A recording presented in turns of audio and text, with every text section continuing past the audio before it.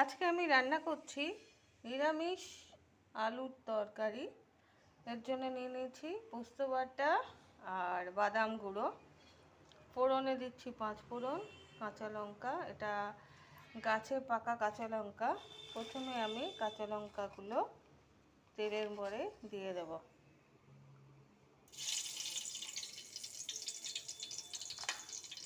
দিয়ে দেবো একটু 5 ফোড়ন।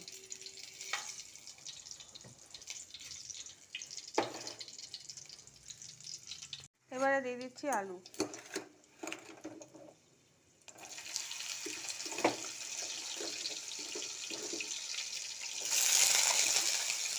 আলুগুলো আমার মোটামুটি ভাজা হয়ে গেছে।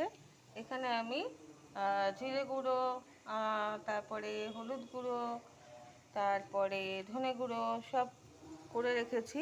মশলাটা এখানে আমি দিয়ে দিচ্ছি।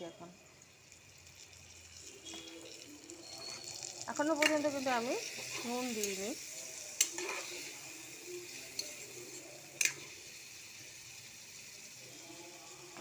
মশলাটা একটু কষিয়ে নেব।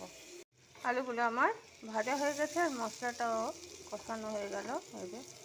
এবারে আমি বাদাম পোস্ত এটা দিয়ে দিচ্ছি।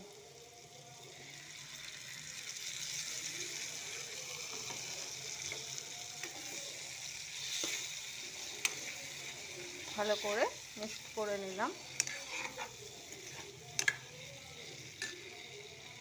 উপর দিয়ে আমি নুন দিয়ে দেবো।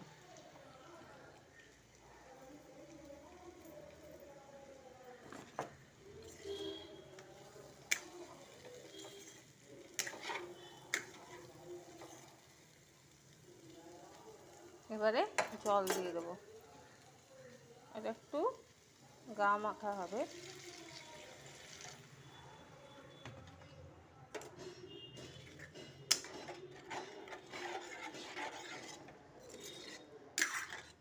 যারা মিষ্টি খেতে পছন্দ করেন তারা একটু মিষ্টি দিয়ে নেবেন, আর যারা পছন্দ করেন না তারা দেবেন না। ধন্যবাদ।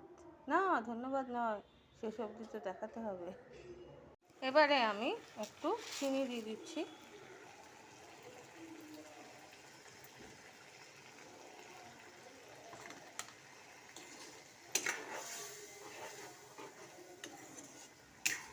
সব কিছু সেদ্ধ হওয়ার পর কিন্তু চিনিটা দেবেন, যারা নতুন রান্না করছেন তাদের জন্য। নাহলে কিন্তু আলু বা কোনো সবজি সেদ্ধ হবে না।